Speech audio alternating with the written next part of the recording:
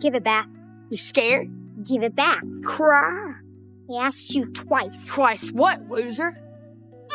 So the school calls, and I drop everything and rush over. When I get there, the boy's got a bloody nose, and his parents are too busy screaming at the cops to even notice. I go straight to my daughter and ask what happened. She explains the whole thing, and honestly, she didn't do anything wrong. She was just defending herself. The teacher sees my reaction and just gives me this look like, yeah, I get it. As I'm leaving the school, the boy's mom comes charging at me, cussing me out and demanding an apology. Then she actually shoves her own husband forward to start something. I try to keep things civil and calm the situation down, but the guy keeps pushing and pushing until he throws a punch. Big mistake. 5 seconds later, he's flat on the ground and the cops have to pull us apart. You'd think that's the end of it, right? He gives me this ice-cold death stare on his way out, and I know right then this isn't over. Turns out there's a reason this guy was acting so tough. His brother is the most notorious gang boss in the area. We're talking stone-cold ruthless, the kind of guy who makes sure anyone who crosses him pays for it. That night, he runs straight to his brother, begging him to teach me a lesson. Meanwhile, after talking things over with the teacher, I decide the smart move is to squash this before it gets out of hand. So I go to the boy's father, give a genuine apology, and we actually make peace. A few days later, I'm at a gas station when two massive dudes roll up and start trying to pick a fight. I try to ignore them, but they keep pushing, and then they go there, they start talking trash about my late wife. That was the line. I snapped, and within a minute, both of them were laid out on the pavement. When the gang boss hears his guys got absolutely bodied, he's stunned. He had no idea someone like me was living in his quiet little town, so he decides to check things out himself. He shows up at my house while I'm out, and all he sees is my daughter's rabbit doll. But then he sneaks down to the basement and finds a classified file. A file with my real identity. Right then, my daughter and I come riding back on horseback, and the gang boss bolts with the file. On his way out, he grabs my daughter's cat too. That night, my little girl realizes her cat is missing, so I head out to find it. I don't find the cat, but I do find the rabbit doll with its head ripped clean off. Who would do something like that? First person that comes to mind is the boy's family. Next day, I go to the boy's father and ask about the cat, but he looks completely clueless. That's when I realize something else is going on here. Meanwhile, the gang boss is digging through that file and finally puts it together. I'm a former undercover agent. 2 years ago, I worked with the cops to take down a major smuggling operation. The boss of that operation got locked up, blamed everything on me, and swore he'd get revenge. To protect my daughter, I walked away from that life and moved to this small town where my wife grew up. Now that the gang boss knows who I really am, he tells his guys to contact the smuggler's lawyer. His plan? Trade my location for access to their distribution network. But seriously, whoever ripped the head off my little girl's rabbit doll is absolutely unhinged, right?